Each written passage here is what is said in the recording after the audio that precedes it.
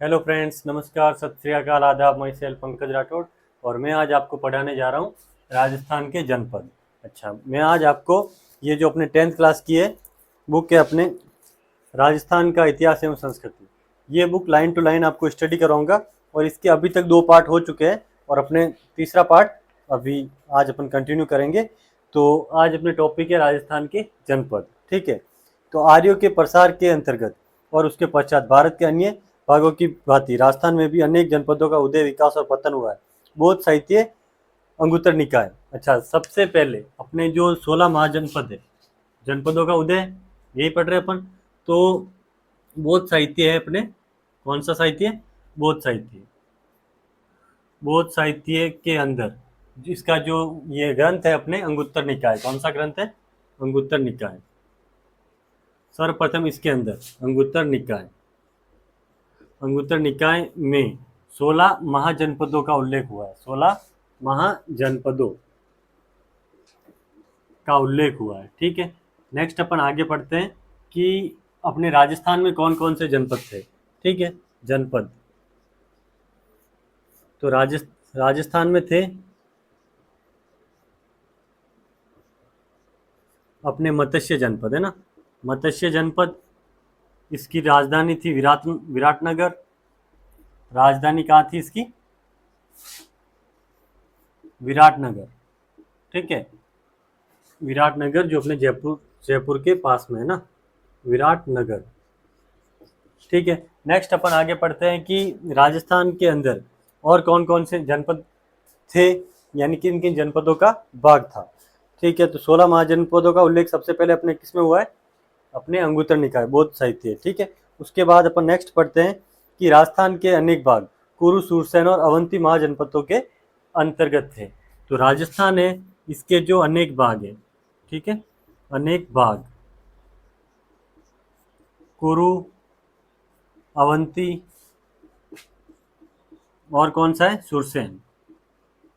सुरसेन ये अपने यूपी से कनेक्टेड है, सुरसेन। इन जनपदों के अंतर्गत थे राजस्थान के कुछ भाग। ठीक है, अच्छा, इसके आगे अपन पढ़ते हैं कि चित्तौड़ के अंदर अंदर अपने कौन सा जनपद है? सीवी जनपद। सीवी जनपद एग्जाम में सीधा पूछा जाता है कि सीवी जनपद की राजधानी। ठीक है, अच्छा, सीवी जनपद की राजधानी कौन सी है? राजधानी राजधानी है इसकी मध्यमिका। कौन सी मिका? मध्यमिका। और ये जो है अपने वर्तमान चित्तौड़ वाला जो एरिया है, ये कौन से जनपद के अंतर्गत आता था? सीवी जनपद के अंतर्गत। ठीक है, नेक्स्ट अपन पढ़ते हैं कि राजस्थान में ये आक्रमण हुआ था, इसका किसका? राजस्थान में आक्रमण हुआ था सिकंदर का। 327 ईस्वी में सिकंदर का आक्रमण हुआ। तब कुछ मतलब अपने पश्चिमोत्तर सीमा से कबीले, मालव योद्धे और अर्जुनायन, ये जनजातियां या ये जातियां कौन कौन सी? अच्छा, सिकंदर का आक्रमण हुआ था अपने सिकंदर अटैक किया था इसने 327 ईस्वी में। ठीक है, तब अपने मालव हो गया, मालव योद्धे, और है अपने मालव योद्धे हो गई, और है अर्जुनायन। ये कबीले थे, है ना, कबीले या जातियां कह दो। अर्जुनायन, अर्जुनायन जातियां या कबीले राजस्थान में आकर बस गए, राजस्थान में बस गए। ठीक है, आई होप आपको अच्छे से समझ में आया होगा कि राजस्थान में कौन सा जनपद था? मत्स्य जनपद। अच्छा, और राजस्थान के अनेक भाग कुरु, अवंती और सुरसेन जनपद के अंतर्गत आते थे। अपने सीवी जनपद जिसकी राजधानी थी मध्यमिका, वर्तमान चित्तौड़। और नेक्स्ट है अपने सिकंदर का जब अटैक हुआ था 327 ईस्वी में, तब ये कुछ जातियां हैं जो कबीले, जातियां कह दो, कबीले कह दो, मालव योद्धे और अर्जुनायन राजस्थान में आके बस गए। अच्छा, मत्स्य जनपद आर्यजन के रूप में मत्स्य जाति का उल्लेख सर्वप्रथम ऋग्वेद में हुआ है, जो इसके प्राचीनता का प्रतीक है। अपने कौन सा? मत्स्य जनपद, मत्स्य जनपद इसका सर्वप्रथम उल्लेख किसमें हुआ है? ऋग्वेद में। वेद अपने 4 है टोटल,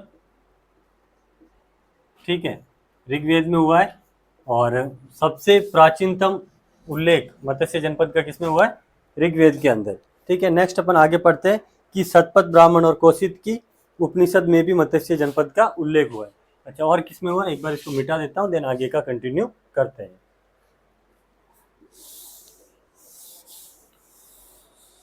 एक तो अपने शतपथ ब्राह्मण है और एक कौशिक की उपनिषद। ये जो अपना मत्स्य जनपद है, कौन सा जनपद? मत्स्य। इसका उल्लेख और किसमें हुआ है? एक तो शतपथ ब्राह्मण ग्रंथ है, शतपथ ब्राह्मण ग्रंथ, और किसमें हुआ है? कौशिक की उपनिषद, कौशिक की उपनिषद। अच्छा, ये उपनिषद का मतलब क्या होता है आपको पता होगा? उपनिषद का मतलब होता है गुरु के समीप बैठकर शिक्षा प्राप्त करना। क्या होता है? गुरु के निकट बैठकर ज्ञान प्राप्त करना, ज्ञान प्राप्त करना। नेक्स्ट अपन आगे पढ़ते हैं कि ये जो अपने मत्स्य जनपद का उल्लेख यहाँ हुआ है। अच्छा, महाभारत में भी मत्स्य जनपद की गणना भारत के प्रमुख जनपदों में की गई है।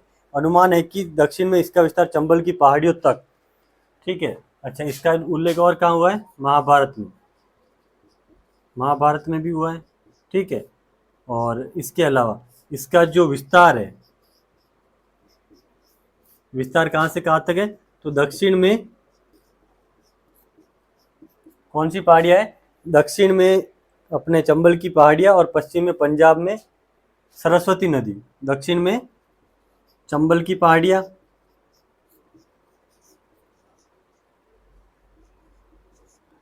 ठीक है। और अपने कहाँ पे? पश्चिम के अंदर है, अपने पंजाब में सरस्वती नदी के जंगलों तक था। पश्चिम में कहाँ तक था? पश्चिम में जो अपने सरस्वती नदी बहती थी, सरस्वती नदी के जंगलों तक। जहाँ पे नदी बहती है वहाँ आसपास जंगल तो विकसित होगा ही होगा, है ना। तो अपने जो मत्स्य जनपद था, इसका विस्तार दक्षिण में चंबल की पहाड़ियाँ और पश्चिम में कहाँ तक था? सरस्वती नदी के जंगलों तक। नेक्स्ट अपन आगे बढ़ते हैं कि ये जो मत्स्य प्रदेश है, ये आधुनिक आधुनिक अलवर, धौलपुर, करौली और भरतपुर के कुछ भाग इसमें सम्मिलित थे। अच्छा, कौन कौन से? अलवर, भरतपुर, धौलपुर, और कौन सा है? अलवर, भरतपुर, धौलपुर हो गया, और अपने करौली। ये जो जिले हैं 4, यहाँ पे कौन सा जनपद विकसित था? मत्स्य जनपद। नेक्स्ट अपन आगे बढ़ते हैं कि जिसने, अच्छा, यहाँ पे मत्स्य जनपद में एक शासक था विराट। क्या नाम था शासक का? एक बार मिटा देता हूँ, देन कंटिन्यू करेंगे ना। समझ में आ गया होगा। मत्स्य जनपद का सर्वप्रथम उल्लेख ऋग्वेद में हुआ। मत्स्य और कहाँ उल्लेख हुआ इसका? शतपथ ब्राह्मण और कौशिक की उपनिषद में। महाभारत के टाइम पे ये प्रमुख जनपद था। विस्तार दक्षिण में चंबल की पहाड़ियाँ, पश्चिम में सरस्वती नदी के जंगलों तक। अच्छा, कौन कौन से जिले आते हैं? तो अलवर, भरतपुर, धौलपुर और करौली, ठीक है। नेक्स्ट अपन आगे कंटिन्यू करेंगे।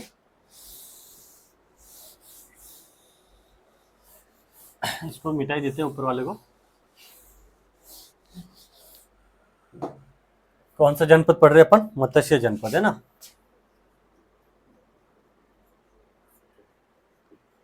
नेक्स्ट अपन पढ़ेंगे मत्स्य जनपद। इसमें आगे क्या है?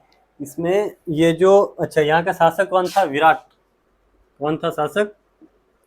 शासक का नाम था विराट और राजधानी थी विराटनगर, ठीक है। राजधानी क्या थी? विराटनगर, ठीक है। अच्छा, ये कहाँ से, मतलब किधर से कितना है?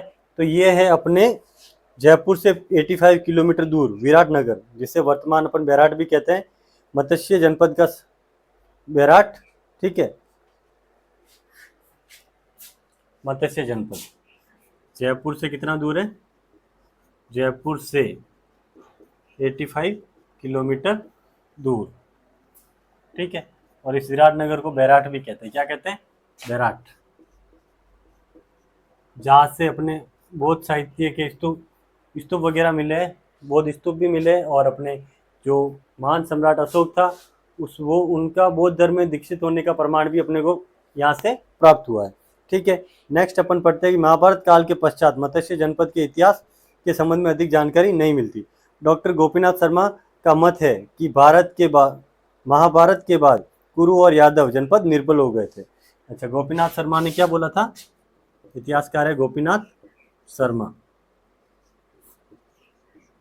इन्होंने कहा था कि जब महाभारत का युद्ध हुआ, कौन सा युद्ध? महाभारत का युद्ध, तो दो कबीले, ठीक है, या दो एरिया कह दो, ठीक है, अपने कौन कौन से? एक तो हो गया कुरु और दूसरा हो गया यादव। कुरु व यादव जनपद क्या हो गए? निर्बल हो गए, कमजोर हो गए। महाभारत के युद्ध में यहाँ पे क्षति बहुत ज़्यादा ही हो गई थी, इसलिए ये क्या हो गए? कमजोर हो गए। देन इसी निर्बलता का लाभ उठाकर मत्स्य जनपद शक्तिशाली हो गया। अच्छा, इन दोनों पे अधिकार किसने कर लिया? इनकी जो निर्बलता है इसका लाभ उठाकर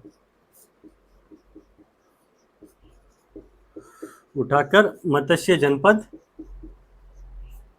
शक्तिशाली हो गया। ठीक है, देन नेक्स्ट अपन पढ़ते हैं शक्तिशाली हो गया। अच्छा, आगे यह स्पष्ट। अच्छा, मत्स्य जनपद की राजधानी अपने विराटनगर थी। मत्स्य जनपद के निकट आधुनिक अलवर के कुछ भागों में साल्व जाति रहती थी। अच्छा, अलवर में कौन सी जाति निवास करती थी? मैं ओनली यहाँ पे इम्पोर्टेंट फैक्ट ही लिखूंगा जो आपके एग्जाम ओरिएंटेड है ना। अलवर में कौन सी जाति निवास करती थी? साल्व जाति। ठीक है, और साल्व जाति रहती थी। स्पष्ट सीमा को लेकर इन दोनों में प्राय संघर्ष रहता था। मत्स्य और ये अलवर में जो साल्व जाति थी, इनके बीच में क्या रहता था? संघर्ष रहता था।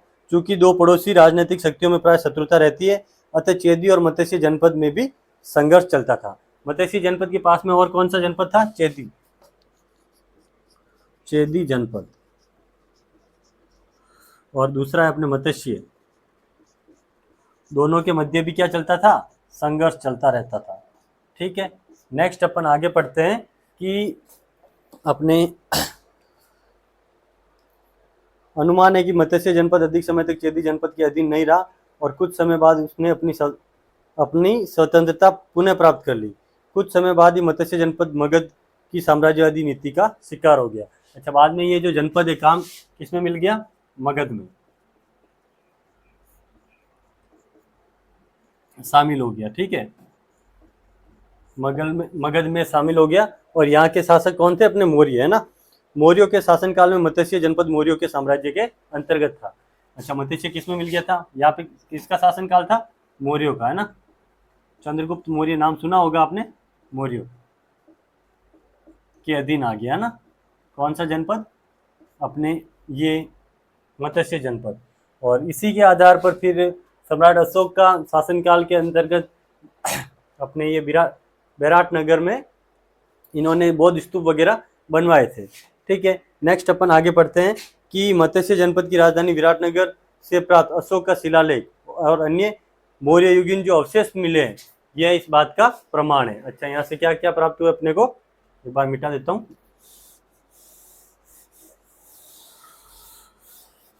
यहाँ की जो राजधानी अपने विराटनगर, यहाँ से अपने को प्राप्त हुए एक तो अशोक के जो मौर्यकालीन अवशेष है, अवशेष प्राप्त हुए। और क्या प्राप्त हुआ? और यहाँ पे हमें प्राप्त हुए हैं। ठीक है, चलो नेक्स्ट अपन पढ़ते हैं। ये अपना हो गया अपने राजस्थान के जो जनपदों का उदय। और राजस्थान में कौन कौन से जनपद थे? कौन सी अलवर में कौन सी जनजाति निवास करती थी? तो साल्व जाति थी। इसके अलावा अच्छा, यहाँ पे कुछ कबीले भी निवास करते थे। मालव हो गया, योद्धा हो गया, अर्जुनयन हो गया। ठीक है, और अपने कुरु, सुरसेन और अवंती महाजनपदों के अंतर्गत राजस्थान के कुछ प्रदेश आते थे। ठीक है, मत्स्य जनपद, राजधानी विराटनगर, और सम्राट अशोक से इसका संबंध है। ठीक है, नेक्स्ट अपन आगे पढ़ते हैं राजपूतों की उत्पत्ति, है ना। इसको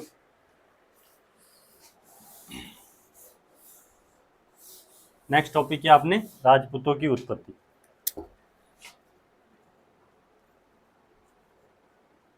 राजपूतों की उत्पत्ति, सबका अलग अलग मत है इसके अंतर्गत, और जो 10th की अपने आरबीएसई बोर्ड के अंदर जितना दे रखा है उतना मैटर मैं आपको कंप्लीटली यहाँ पे करवाऊंगा, ठीक है। मतलब यह इस किताब से बनने वाला एक भी सवाल आपके बाहर नहीं जाएगा। हर्षवर्धन की मृत्यु 647 ईस्वी के बाद भारत की राजनीतिक एकता जो गुप्तों के समय स्थापित हुई थी पुनः समाप्त होने लगी। उत्तर भारत में अनेक छोटे छोटे राज्यों की स्थापना हुई। ये राज्य आपस में संघर्षरत थे, ठीक है। और भारत का पूर्व मध्यकालीन इतिहास इन राजपूत राजवंशों का इतिहास है, इसलिए इस काल को राजपूत काल कहा जाता है। हर्षवर्धन की मृत्यु कब हुई थी? 647 ईस्वी में। हर्षवर्धन की मृत्यु कब हुई थी? 647 ईस्वी में, ठीक है। और यहाँ पे मतलब इनकी मृत्यु के बाद छोटे छोटे नए राज्यों का उदय हुआ और जो मतलब नए राजवंश उभरे, और भारत का पूर्व मध्यकालीन इतिहास इन राजपूत राजवंशों का इतिहास है, इसलिए इसे राजपूत काल कहा जाता है। प्रसिद्ध इतिहासकार स्मिथ ने लिखा है कि राजपूत हर्ष की मृत्यु के बाद उत्तरी भारत पर मुसलमानों के आधिपत्य तक इतने प्रभावशाली हो गए कि 7वीं शताब्दी से के मध्य से 12वीं शताब्दी की समाप्ति तक के समय को राजपूत युग कहा जाता था। तो ये जो इतिहासकार स्मिथ है, कौन है? इतिहासकार स्मिथ, वीएस स्मिथ, इन्होंने क्या कहा था? 7वीं शताब्दी के मध्य से जो 12वीं शताब्दी है, शताब्दी के बीच का समय क्या कहलाता है? राजपूत काल कहलाता है। क्या कहलाता है? राजपूत काल, ठीक है।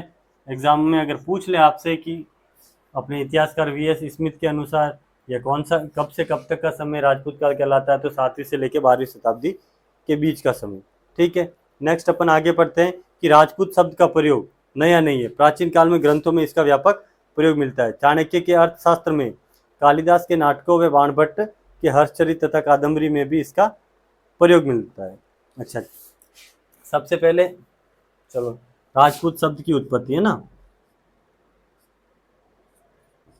राजपूत शब्द की उत्पत्ति। अच्छा, क्या होता है राजपूत का मतलब? राजा का पुत्र। राजा का जो पुत्र होता है वो क्या कहलाता है? राजपूत कहलाता है, ठीक है। बाद में एक जाति सूचक वर्ड हो गया। नेक्स्ट अपन आगे पढ़ते हैं। ये अपने 6th क्लास की जो बुक है उसमें भी दे रखा है कि जो राजा का पुत्र होता है वो क्या है? राजपूत है। और राजपूत शब्द का मतलब अपने को कहाँ मिला है? तो चाणक्य की बुक है अपने अर्थशास्त्र, चाणक्य की जो पुस्तक है कौन सी है? अर्थशास्त्र। अच्छा, इस किताब की एक विशेषता है कि नाम इसका अर्थशास्त्र है। अर्थशास्त्र का मतलब अपने नॉर्मली होता है इकोनॉमिक्स, पर इकोनॉमिक्स नहीं है, इसके अंदर क्या राजनीति के बारे में विवरण है ना, राजनीति के बारे में इसमें विवरण दे रखा है। अच्छा, आपने ये हर्षवर्धन की कौन सी बुक है? ये हो गया अपने देन चाणक्य का अर्थशास्त्र, कालिदास के नाटक हो गए, बाणभट्ट की हर्षचरित है, और अपने कादम्बरी। बाणभट्ट की कौन कौन सी बुक है? बाणभट्ट की हर्षचरित जो सम्राट हर्षवर्धन के बारे में लिखा हुआ था, है ना, इसमें हर्षचरित व कादम्बरी, इसमें भी राजपूत शब्द का उल्लेख है। रीट वगैरह में स्पेशली इन्हीं किताबों में से सवाल निकाले जाते हैं, तो हो सकता है पूछ ले आपसे कि राजपूत शब्द की उत्पत्ति का उल्लेख कौन कौन सी बुक के अंदर है, और कालिदास के नाटकों के अंदर भी इसका उल्लेख है। कहाँ पे? जो अपने कवि कालिदास है, कालिदास के नाटकों में कौन कौन से नाटक है? तो अभिज्ञान शाकुंतलम, अभिज्ञान शाकुंतलम, और भी है इनके नाटक, ठीक है। तो इनमें क्या है कि अपने इसका उल्लेख दे रखा है। अच्छा, नेक्स्ट है अपने चीनी यात्री ह्वेनसांग ने भी हर्षवर्धन के समय यहाँ पे आया था और राजाओं को कई क्षत्रिय और कई राजपूत बोला है। ठीक है, तो जो ह्वेनसांग है ना, ह्वेनसांग, इसने जो हर्षवर्धन के समय आया था, अच्छा है से ह्वेनसांग और है से हर्षवर्धन के समय आया था, इसने राजाओं को क्या बोला है, या तो क्षत्रिय बोला है या फिर क्या बोला है, राजपूत। ठीक है, नेक्स्ट अपन आगे कंटिन्यू करते हैं, एक बार इसको मिटा देते हैं। ठीक है,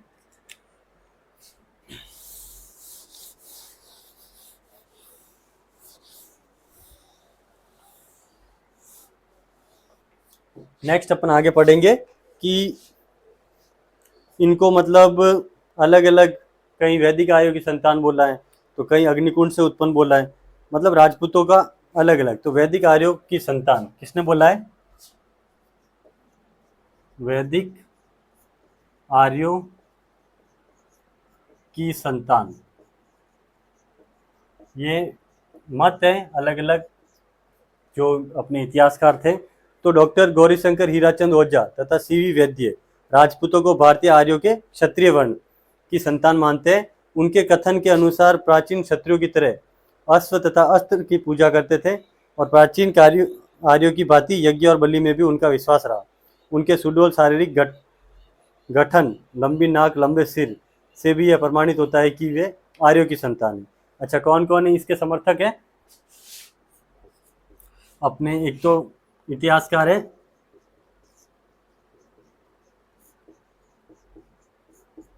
डॉक्टर हीराचंद ओझा, है ना, गौरी शंकर हीराचंद ओझा। कौन से शंकर, गौरी और शंकर दोनों ही आ गए, है ना, गौरी शंकर हीराचंद ओझा। ठीक है, और एक है सीवी वैद्य। कौन है, सीवी वैद्य। इन्होंने राजपूतों की उत्पत्ति कहाँ से मानी है, तो ये क्या है, वैदिक आर्यों की संतान है। और क्या बोला है कि ये जो राजपूत थे, क्या राजपूत अस्त्र शस्त्र की पूजा करते थे,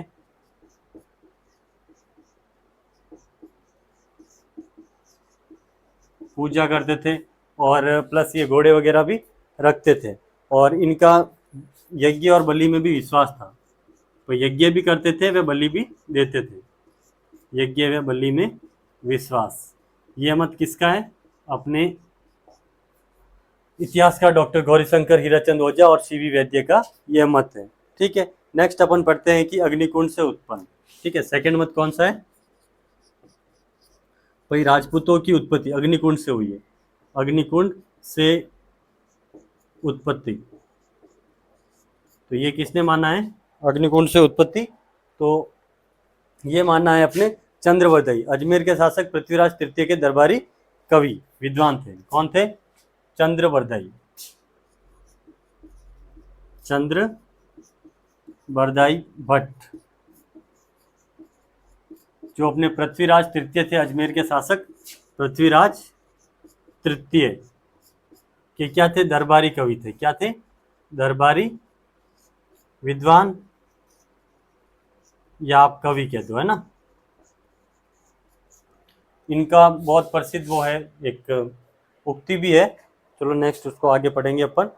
इन्होंने लिखा है कि आबू पर्वत पर निवास करने वाले विश्वामित्र, गौतम और अगस्त्य तथा अन्य धार्मिक मतलब अन्य ऋषि जो धार्मिक अनुष्ठान करते थे, उन अनुष्ठानों को राक्षस मांस, हड्डी और अन्य अपवित्र पदार्थ डाल के उसको मतलब अपवित्र कर लेते थे। ठीक है, तो वशिष्ठ मुनि ने इनसे निपटने हेतु यज्ञ कुंड से 3 योद्धा उत्पन्न किए, जो परमार, चालुक्य और प्रत्यार कहलाए। ठीक है, तो चंद्रवदयी ने क्या बोला था कि आबू पर जो निवास करने वाले कौन कौन से ऋषि थे, आबू पर्वत पर निवासरत जो ऋषि थे, कौन कौन से, विश्वामित्र, वशिष्ठ, और कौन से हो गए अपने, वशिष्ठ हो गए, विश्वामित्र हो गए, और गौतम, अगस्त्य, महर्षि गौतम और महर्षि अगस्त्य। ये क्या करते थे, यहाँ पे यज्ञ करते थे, यज्ञ करते थे, ठीक है। यज्ञ करते थे तो जो राक्षस होते थे, कौन राक्षस, इसमें मांस, मलमूत्र या अन्य अपशिष्ट अपशिष्ट डालकर, यज्ञ में डालकर, ठीक है, अपशिष्ट डालकर क्या यज्ञ को अपवित्र कर लेते थे, यज्ञ को अपवित्र या भंग कर लेते थे, या भंग कर देते थे, ठीक है, अपवित्र या भंग कर लेते थे। तो इनका इलाज करने के लिए अपने कौन थे मुनि वशिष्ठ, वशिष्ठ ने क्या करा कि एक यज्ञ किया और उसमें से 3 योद्धा उत्पन्न करे, ठीक है। एक बार इसको मिटा देता हूँ, देन आगे का कंटिन्यू करेंगे। आई होप आपको ये अच्छे से समझ में आ गया होगा। रिपीट कर लेता हूँ, इतिहासकार जो अपने वैदिक आयु की संतान कौन कौन मानता है, एक तो गौरीचंद ओझा है और दूसरे अपने सीवी वैद्य। देन इन्होंने मतलब क्या मतलब पुराने समय में जो राजपूत थे वो अस्त्र शस्त्र की पूजा करते थे और बाद में भी यही प्रोसेस कंटिन्यू था। देन नेक्स्ट है अपने अग्निकुंड से राजपूतों की उत्पत्ति। तो कौन मानते हैं, अपने अजमेर के जो पृथ्वीराज चौहान थे उनके दरबारी कवि चंद्रवरदाई भट्ट है ना, तो वो मतलब उन्होंने ये मत दिया कि आबू पर्वत पर अपने महर्षि गौतम हो गए, वशिष्ठ हो गए, अगस्त्य हो गए और अपने कौन से वशिष्ठ ये विश्वामित्र ये यज्ञ करते थे। तो उस टाइम पे जो राक्षस है वो हड्डियाँ वगैरह मांस वगैरह लाके यज्ञ के अंदर डाल देते और वो यज्ञ को भंग कर लेते। तो इनका जो इलाज करने के लिए कौन से मुनि, एक बार मिटा देता हूँ इसको, आई होप आपको अच्छे से समझ में आ रहा होगा, ठीक है। क्लास को कंटिन्यू करते हैं। अपने मुनि वशिष्ठ ने क्या करा, यज्ञ करा। कहाँ पे करा, मुनि वशिष्ठ, नाम ही वशिष्ठ है तो भाई विशिष्ट कार्य करेंगे। वशिष्ठ ने आबू पर्वत पर क्या किया, यज्ञ किया। यज्ञ कर 3 योद्धा उत्पन्न किए। कितने योद्धा, 3 योद्धा। ये कौन कह रहा है, अपने अजमेर के जो कवि चंद्रवरदाई है उनका कहना है, ठीक है। 3 योद्धा उत्पन्न किए जिसमें से जो कौन कौन थे, एक परमार, चालुक्य और प्रतिहार।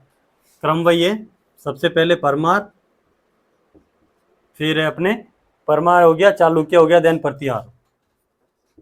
बंद कर, चालुक्य। हाँ, तो नेक्स्ट अपन पढ़ रहे थे कि ये जो राजपूतों की उत्पत्ति है वो ब्राह्मणों से। तो इसमें अपने सर्वप्रथम डॉक्टर डी.आर. भंडारकर ने गोयल राजपूतों की उत्पत्ति नागर ब्राह्मणों से बताई, ठीक है। इसने अपने डॉक्टर डी.आर. भंडारकर, इन्होंने मतलब जो राजपूतों की उत्पत्ति है, राजपूतों की उत्पत्ति किससे बताई, नागर ब्राह्मणों से। कौन से ब्राह्मणों से, नागर ब्राह्मणों से इन्होंने बताई डॉक्टर डी.आर. भंडारकर ने, ठीक है। अच्छा, राजपूतों के ब्राह्मण वंशी होने के साक्ष्य के रूप में डॉक्टर भंडारकर ने बिजोलिया शिलालेख का उल्लेख किया है। यानी इन्होंने किसके आधार पर बताया, बिजोलिया शिलालेख के आधार पर। कौन सा शिलालेख, बिजोलिया शिलालेख, ठीक है। इसके आधार पर इन्होंने क्या बताया कि जो राजपूतों की उत्पत्ति है वो कौन से ब्राह्मणों से हुई है, नागर ब्राह्मणों से, ठीक है। और इसके अलावा इन्होंने बताया, अच्छा, जो बिजोलिया शिलालेख है इसके अंदर जो वासुदेव चौहान है, वासुदेव चौहान के सामंतों को वत्स गोत्रीय ब्राह्मण बताया गया है, ठीक है। क्या बताया है, वत्स गोत्रीय ब्राह्मण बताया गया है, ठीक है। इसके अलावा अपने जो ये राजशेखर ब्राह्मण का विवाह अवंती सुंदरी के साथ होना, ठीक है। जो राजशेखर ब्राह्मण है, कौन है, राजशेखर ब्राह्मण का विवाह किससे हुआ है, अवंती सुंदरी। ये कौन है, चौहान राजकुमारी थी, ठीक है। अवंती सुंदरी के साथ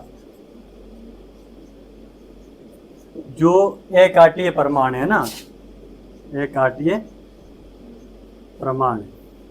ठीक है, तो सबसे अपने चौहानों को वत्स गोत्रीय ब्राह्मण किसने बताया गया? बिजोलिया शिलालेख के अंदर। और किसने बताया? Doctor DR. भंडारकर ने भी राजपूतों की उत्पत्ति किससे मानी? नागर ब्राह्मणों से। ठीक है, नेक्स्ट अपन आगे बढ़ते हैं कि जो अपने डॉक्टर गोपीनाथ शर्मा, ठीक है, इसको मिटा देता हूँ, देन आगे कंटिन्यू करेंगे।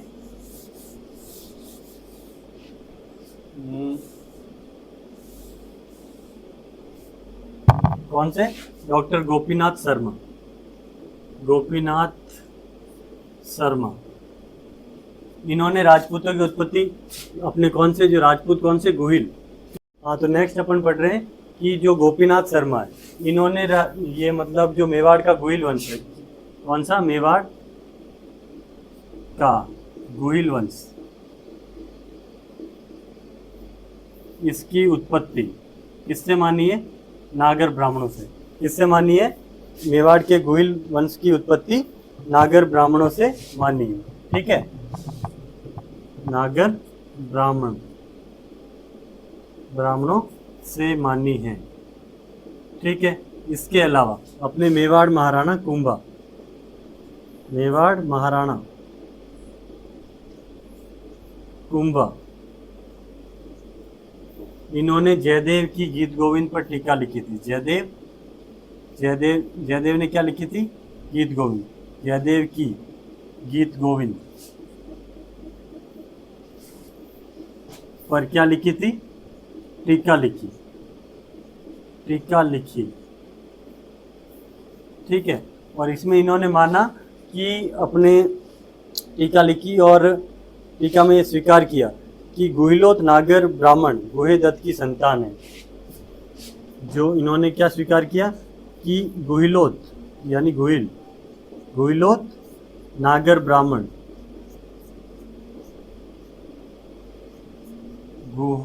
गुहे दत्त की संतान है। ठीक है, तो अपने ब्राह्मणों से कौन कौन मानते हैं? एक तो डॉक्टर गोपीनाथ शर्मा हो गए, इन्होंने मेवाड़ का गोहिल वंश की उत्पत्ति किससे मानी? नागर ब्राह्मणों से। और किससे मानी है? मतलब जो गुहे दत्त है, गुहे दत्त से उत्पत्ति मानी है। और इसी को वापस अपने ये जो मेवाड़ महाराणा कुंभा थे, इन्होंने भी जो गीत गोविंद पर टीका लिखी, उसमें ये माना कि गुहिलोत है जो नागर ब्राह्मण गुहे दत्त की संतान है। और इससे पहले अपन ने पढ़ा था कि डॉक्टर डी.आर. भंडारकर जो अपने चौहानों की उत्पत्ति किससे मानते हैं? अपने नागर ब्राह्मणों से। ठीक है, और बिजोलिया शिलालेख में भी इस चीज़ का साक्ष्य बताया गया है कि जो अपने वासुदेव था, जो चौहानों का आदि पुरुष है, उसके जो सामंत थे वो कौन थे? अपने सामंत जो ये थे वत्स गोत्रीय ब्राह्मण थे। ठीक है, नेक्स्ट अपन आगे पढ़ते हैं कि एक इतिहासकार थे अपने दशरथ शर्मा। कौन थे? दशरथ शर्मा।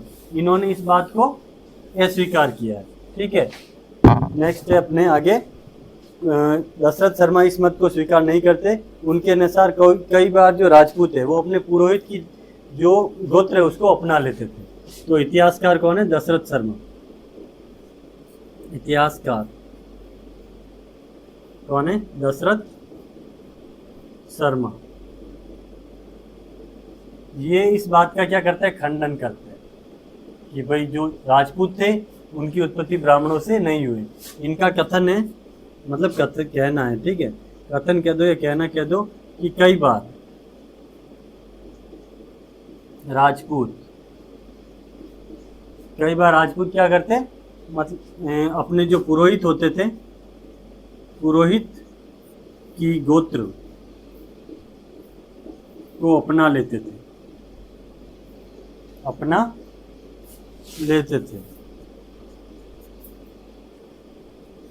इस कारण ये जो मत है कि चौहान ये राजपूतों की उत्पत्ति ब्राह्मणों से हुई है, इसमें थोड़ा डाउट होता है। तो नेक्स्ट अपन पढ़ रहे थे कि जो राजपूतों की उत्पत्ति ब्राह्मणों से किसने मानी थी। एक तो अपने गोपीनाथ शर्मा हो गए डॉक्टर, और एक डी.आर. भंडारकर हो गए, और एक अपने मेवाड़ महाराणा कुंभा। इन्होंने जो गीत गोविंद पर टीका लिखी थी उसके अंदर ये माना था कि राजपूत जो मतलब ये गुहिल है, गुहिलों का जो पूर्वज है या ये किनके वंशज है? गुहे दत्त के। ठीक है, गुहे दत्त मतलब गुहादित्य। ठीक है, अच्छा नेक्स्ट अपन पढ़ेंगे कि जो इस मत का खंडन करने वाला कौन है। तो एक इनका इस मत का खंडन करने वाला है ना, राजपूतों की उत्पत्ति ब्राह्मणों से, ठीक है, ब्राह्मणों से हुई। इसके जो समर्थक है वो तो मैंने बता दिया आपको। देन इसका जो खंडन करते हैं, खंडन कौन करते हैं? अपने डॉक्टर दशरथ शर्मा, है ना, दशरथ शर्मा। क्या कहते हैं ये कि कई बार जो राजपूत है, राजपूत जो राजा है ना, राजपूत राजा अपने जो ब्राह्मण होते हैं, ब्राह्मण या कह दो पुरोहित की गोत्र को अपना लेते थे, कि गोत्र को अपना लेते थे।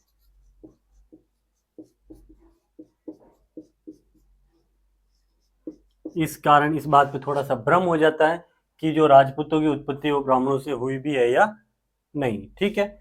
देन अपन नेक्स्ट पढ़ते हैं कि राजपूतों को विदेशियों की संतान किन्होंने माना, ठीक है। इसको मिटा देता हूँ, देन आगे का कंटिन्यू करते हैं।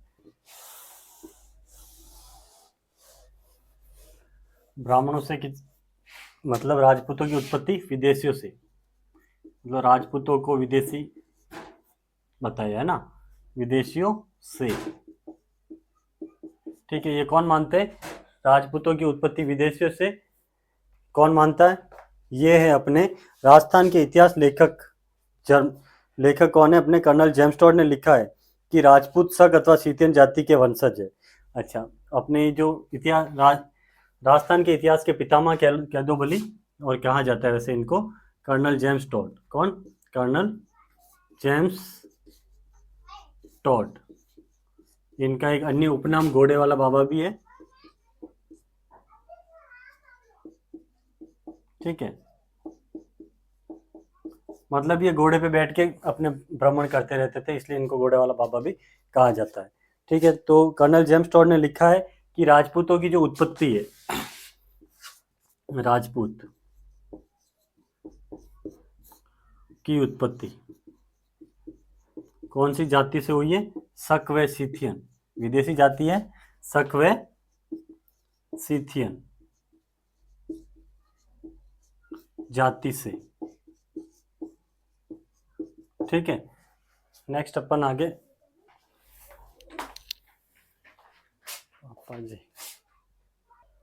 नेक्स्ट अपन पढ़ रहे थे राजपूतों की उत्पत्ति किससे हुई है? विदेशियों से। ये कौन मानते हैं? अपने कर्नल जेम्स टॉड, जिसे अपने राजस्थान के इतिहास लेखन का पितामह भी कहते हैं, ठीक है।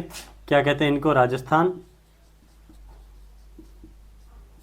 के इतिहास लेखन का जनक कह दो या पितामह कह दो, है ना, इन्होंने लिखा था राजस्थान का इतिहास, ठीक है।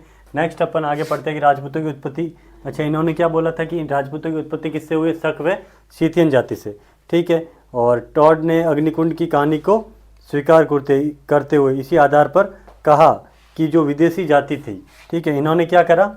जो अपने अग्निकुंड का सिद्धांत है, किसने दिया था?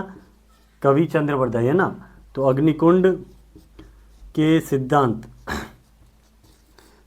को स्वीकार किया, ठीक है। और इन्होंने कहा था कि जो अपने शक और सीथियन जो विदेशी ये जातियाँ थी, इनका शुद्धिकरण करके इनको क्या ये राजपूत बनाया गया, ठीक है।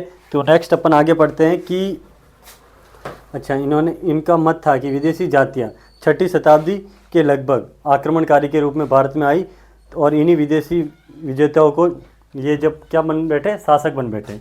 अच्छा इन्होंने क्या कहा था कि 6ठी सदी में, है ना, सदी में विदेशी आक्रमणकारी राजस्थान में आए और क्या बन गए? शासक, है ना, शासक बन बैठे, ठीक है। और शासक बन बैठे। देन नेक्स्ट आगे पढ़ते हैं कि अच्छा शासक बन बैठे और इन्हें अग्नि संस्कार द्वारा पवित्र कर वर्ण व्यवस्था के अंतर्गत क्षत्रिय वर्ण में शामिल किया गया। और फिर इन्हें क्या, इन्हें अपने अग्नि संस्कार द्वारा पवित्र कर, अपने वर्ण व्यवस्था चलती है ब्राह्मण, क्षत्रिय, वैश्य और शूद्र, है ना। तो पवित्र कर वर्ण व्यवस्था के अंतर्गत, वर्ण व्यवस्था में क्या बना दिया गया, इनको क्षत्रिय बना दिया गया। क्या बना दिया गया, क्षत्रिय। ठीक है। देन नेक्स्ट अपन आगे कंटिन्यू करते हैं कि अच्छा, टॉड ने राजपूतों को शक व सिथियन प्रमाणित करने के लिए तर्क दिया कि राजपूतों के जो रीति रिवाज है वह शक सिथियन जाति से और हुणों से मिलते जुलते हैं ना। तो इनके जो राजपूतों के जो रीति रिवाज है ना, इसको मिटा देता हूँ, देन आगे कंटिन्यू करेंगे अपन। आई होप आपको अच्छे से समझ में आ रहा होगा। ठीक है। इन्होंने जो राजपूत है, राजपूत को शक व सिथियन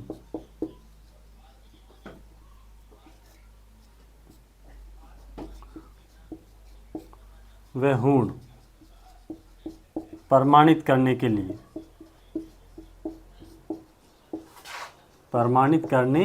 लिए क्या तर्क दिया। इन्होंने कहा था कि जो राजपूतों के जो रीति रिवाज है शक सिथियन व हूणों से मिलते जुलते हैं। तो कौन कौन से, अच्छा, क्या रीति रिवाज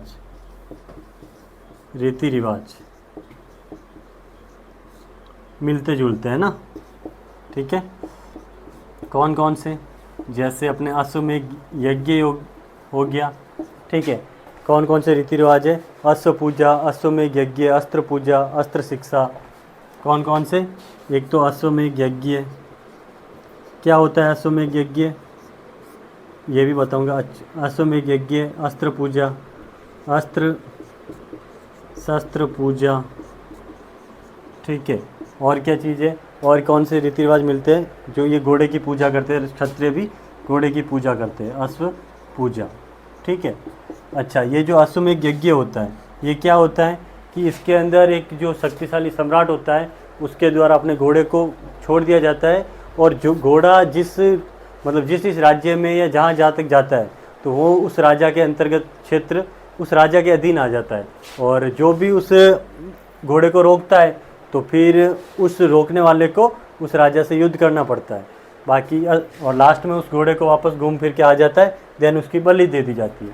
ठीक है। तो ये होता है अपने अश्वमेध यज्ञ। ठीक है। देन अपन नेक्स्ट आगे पढ़ते हैं कि प्रसिद्ध इतिहासकार वी.ए. स्मिथ ने लिखा है कि राजपूत जाति 8वीं या 9वीं शताब्दी में अचानक प्रकट हुई थी, और स्मिथ ने राजपूतों को हूणों की संतान बताया। ठीक है। तो कर्नल जेम्स टॉड का मत तो अपन ने देख लिया कि इन्होंने क्या बताया था। कर्नल जेम्स टॉड ने शक व सिथियन से उत्पत्ति मानी थी। ठीक है। इनके रीति रिवाज मिलते हैं, अश्वमेध यज्ञ, अश्व पूजा, अस्त्र शस्त्र की पूजा। ठीक है। और नेक्स्ट अपन आगे पढ़ते हैं, इतिहासकार वी.एस. स्मिथ है ना, तो ये क्या बोलते हैं, ये भी राजपूतों को विदेशियों से उत्पन्न ही मानते हैं। ठीक है। नेक्स्ट है अपने इतिहासकार वी.एस. स्मिथ क्या कहते हैं कि जो राजपूत है, राजपूतों की उत्पत्ति किससे हुई है, हूणों से हुई है। ठीक है। हूणों से हुई है। अच्छा, और क्या कहते हैं ये, और ये कहते हैं कि इनकी जो उत्पत्ति है 8वीं या 9वीं शताब्दी में अचानक से प्रकट हुए। क्या बोल रहे हैं कि 8वीं व 9वीं शताब्दी में अचानक उत्पत्ति हुई है। ठीक है। कौन कहते हैं, अपने इतिहासकार वी.एस. स्मिथ। देन अपन नेक्स्ट पढ़ते हैं कि अपने, चलो ये हो गया, डॉक्टर कानूनगो ने ठीक ही लिखा था कि अग्निकुंड की कहानी इस प्रगति के युग में नहीं चल सकती। उनकी सूर्य अथवा चंद्र से उत्पत्ति एक काल्पनिक सत्य हो सकता है। राजपूत चाहे किसी भी रूप में जन्मे हो, लेकिन यह सत्य है कि इतिहास में उन्होंने महाकाव्य काल के क्षत्रियों की परंपरा को बनाए रखा था। ठीक है। तो ये कथन है, एग्ज़ाम में सीधा पूछा जा सकता है कि ये कथन किसका है। तो मैं कथन लिख देता हूँ, देन अपन नेक्स्ट आगे का टॉपिक है अपने जो राजस्थान के प्रमुख राजपूत वंशों का परिचय है ना। तो एक बार इसको लास्ट कथन के साथ इसको दी एंड करते हैं अपन इस टॉपिक को। कौन है? डॉक्टर कानूनगो। डॉक्टर कानूनगो पूछा जा सकता है कि यह कथन किसका है। ठीक है, तो इन्होंने कहा था कि जो राजपूतों की उत्पत्ति है, राजपूतों की उत्पत्ति एक तो अग्निकुंड से, जो अपने कौन बताते हैं, अपने कवि चंद्रवरदाई। अग्निकुंड से वे कोई चंद्रवंशी, चंद्र या सूर्यवंशी है ना, सूर्य से उत्पत्ति। ये तो क्या काल्पनिक सत्य है, काल्पनिक सत्य हो सकता है। ठीक है, लेकिन जो भी हो, राजपूतों ने जो अपने महाकाव्य काल की परंपराओं को बनाए रखा है। ठीक है, तो राजपूतों ने